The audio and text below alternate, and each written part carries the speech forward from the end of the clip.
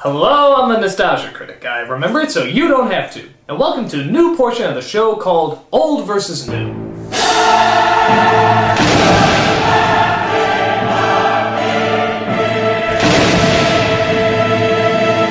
This is where I take something old and nostalgic and compare it to a recent remake to find out which one is better. With that said, let's take a look at two of my favorite movies of all time, Batman and The Dark Knight. Now both these films pushed the envelope of how to make a comic book movie. They were dark, edgy, and constantly breaking the barrier between fun kiddie antics and epic adult dilemmas.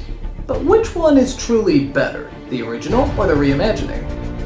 Now I know technically Batman Begins was the first of these new movies, but Dark Knight is considered the best, and has the most similarities to the '89 film, battling the Joker and so forth. Also remember that none of this is fact, it's strictly opinion, so don't go ape if you don't agree with me.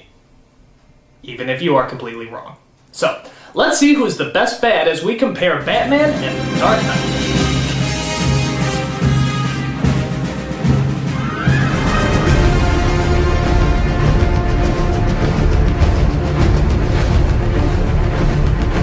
Well, let's just cut to the chase and jump to the main character. Michael Keaton versus Christian Bale.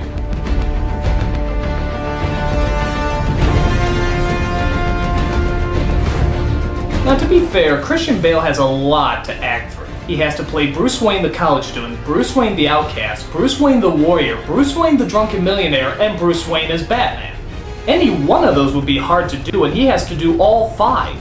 But I have to admit, as hard as Bale tries, Michael Keaton is still the superior Batman. The main reason? He keeps all his pain inside. When you see Bale, you can instantly see someone who's either looking for attention or trying to hide something. With Keaton, he acknowledges that this is his battle and he'll fight it alone. If you heard this guy was Batman, you'd be like, yeah, he seemed a little odd to me. But with Keaton, you totally wouldn't believe it. In fact, a lot of people didn't. Many petitioned not to have Keaton as Batman because they couldn't see him in the role. But that's why he's so friggin' perfect! You wouldn't suspect him! Look when he grieves over his parents' death. This is all very, very subtle. No tears, no facial expressions, but you can feel the pain that he's going through. Where Bale still seemed a little lost and confused. And of course you have to look at them as Batman. Keaton is the only Batman who can actually smile and still look intimidating. It says, yeah, I got nothing to fear, your ass is grass. Bale in the costume just looks, well, silly. Now to be fair, that has a lot to do with the design. Keaton's costume was dynamic, classy, but also very threatening. Bale's always looked a little off to me. The nose was weird and I think it was a little too bulky. It didn't really look like Batman, it looked like a guy dressing up as Batman. And of course there's that infamous voice. This city just showed you that it's full of people ready to believe in good. I know, everyone's made fun of this voice, so I'll try to keep it to a minimum. Let's just say Keaton sounded very natural. The Joker's tainted hundreds of chemicals at the source. And Bale's... Way to die, hero. Or you live long enough to see yourself become the villain. didn't. In fact, let's play these threat scenes back to back. I'm not going to kill you. I want you to do me a favor. I want you to tell all your friends about me. Where were the other drugs going? I don't know. Why? You can tell Bale is trying to be threatening while Keaton just sort of naturally is. You don't mess with Mr. Mom. Even when he's trying to save a family's life, he still does that stupid voice. You don't want to hurt the boy, Harvey. Come on, people's lives are at stake. Can't you just cut the act? Because you were the best of us. Let's just pray he doesn't read at any orphanages anytime soon. Good night, Moon. Good night, Moon. Good night, Star. While still doing a good job, Bale can compete with the unexpected master himself. Point goes to Keaton. Sorry to disappoint.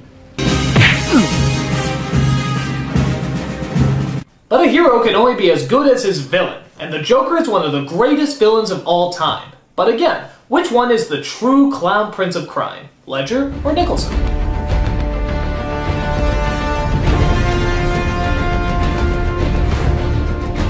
I have to admit, when I heard Heath Ledger was going to play the Joker, I said, what, the prissy guy from A Knight's Tale? Come on. And when I saw the design of the character, that didn't help much either. It looked like a kid who put on grandma's makeup wrong. How was that threatening? Even after his tragic death, that didn't change anything for me. I still thought he was gonna suck. Nobody can top Jack and nobody ever will. He's practically been playing the part all his life. So what makes them think this pretty boy can do any better? Well, thankfully, I was 100% wrong. Heath Ledger is not only funny as the Joker, but he's also your pants scary. I think this is because he encompassed every previous Joker that had existed before. The comic, the cartoon, the Nicholson performance. There's even a little bit of Cesar Romero in there. Just listen to that laugh and tell me they don't sound alike. But while combining all the previous Jokers together, he also managed to still stay fresh and new, paying homage to the other renditions but still giving his own take as well. Nicholson is great and funny, but he's more creepy than he is scary. Ledger was actually terrifying, and this is the scene I think cemented it for everybody. He was so scary you could hear a pin drop after this moment was over. Every day he doesn't, people will die. Starting tonight. I'm a man of my word.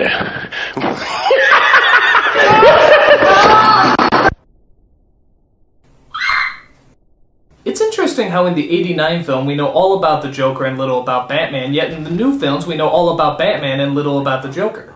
In both cases, I say less is more. The more mystery there is about the character, the more fascinating we often find them.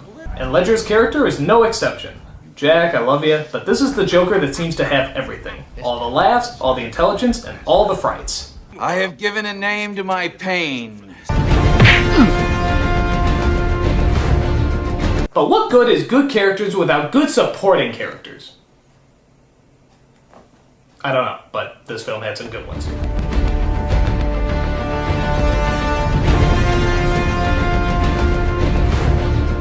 This isn't quite as easy to pick out because both films had a really good cast. I guess we'll look at girlfriends first. Kim Basinger versus Maggie Gyllenhaal / Katie Holmes. Now believe it or not, I actually didn't mind Katie Holmes in Batman Begins. True, it looks like she's about 12, but outside of that I think she did alright.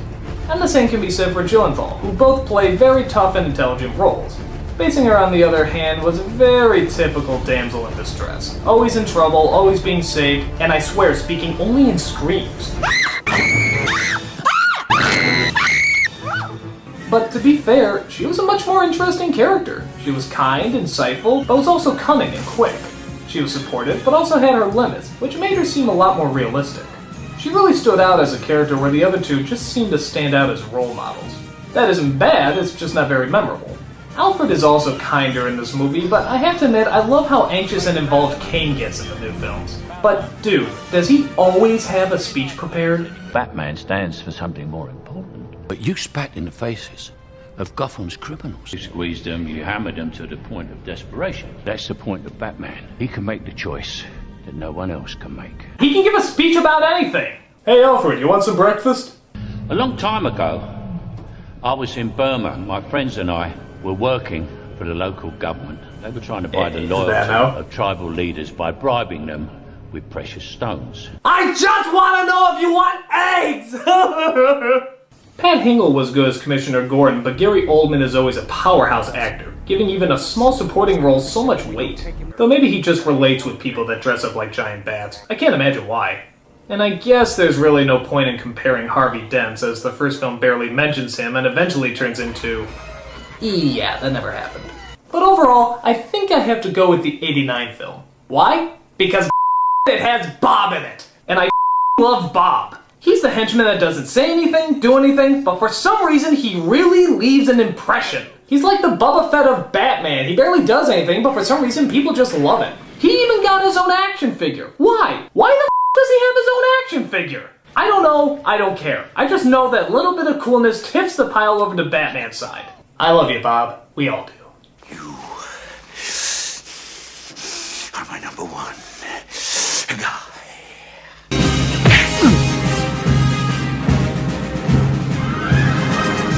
But hey, what fun are good supporting characters if they can't beat the out of each other? Here's to the best action scenes.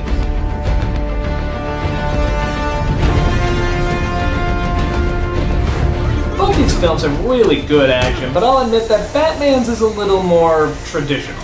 I mean, the settings are great and the fighting is cool, but it's nothing really spectacular. I mean, look at this. They fire randomly in the air. Why? Isn't that a waste of ammo? What, are they looking for birds to shoot or something? Despite Batman Begins suffering from way too much shaky cam, Dark Knight learned its lesson and gave us some really intense action scenes. The best one being the car chase in the middle of the film. This was really hardcore and had a great amount of suspense and tension. The rest of the action is decent too, though the last fight at the end did seem to go on a bit. The action seemed much grander in Dark Knight, where the grandness of all the other films is somewhat limited to its effects budget. Yeah, that doesn't look like a model at all.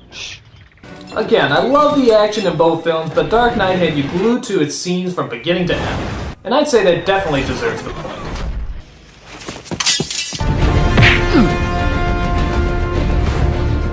So now it all comes down to the most important factor of all, the story. Which one was best written, best directed, and just overall best told? Well, let's dig in a little closer to find out.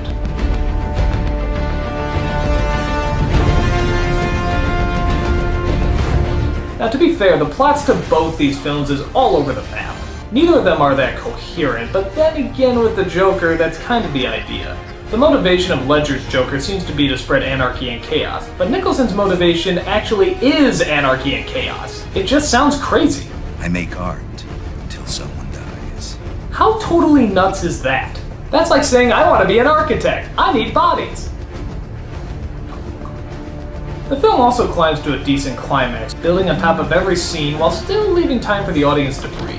In Dark Knight, the whole third act is like one big climax. It's intense, but it does get a little tiring after a while. Can't there ever be a break? Alright, give me a minute, I need water. In the '89 film, a lot of people had problems with Batman being so quieted in the shadows while the Joker is so loud and soaks up the attention. But really, that's what's so brilliant about it. Batman is mysterious, and he is quiet. That's what makes him so fascinating. And that's really my main problem with The Dark Knight. They analyze everything. In Batman, all the choices, dilemmas, and consequences are implied and hinted at. The rest you can just see from how the characters look and their actions. That's the idea of a visual medium. There's really only one talk about why Batman does what he does, and it seems very much like how a real person would talk. Look, sometimes I don't know what to think about this. It's just something I have to do.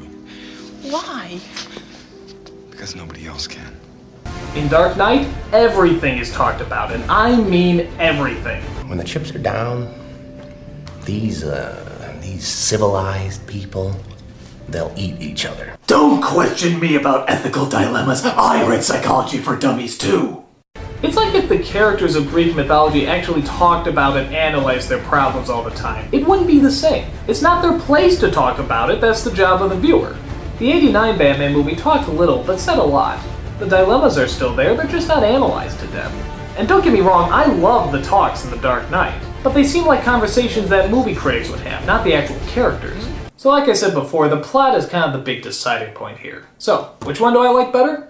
Well, as much as I love The Dark Knight, I have to say Batman is the one that's more compact. It just seems like a more classic story, more subtle and more epic. I love the themes of The Dark Knight and how adult they make the protagonist, but it just seems more like a character study than it does an actual 3-act movie. So even though I love both films, and I'll probably get a lot of hate mail for this, I have to say that Batman is the superior film.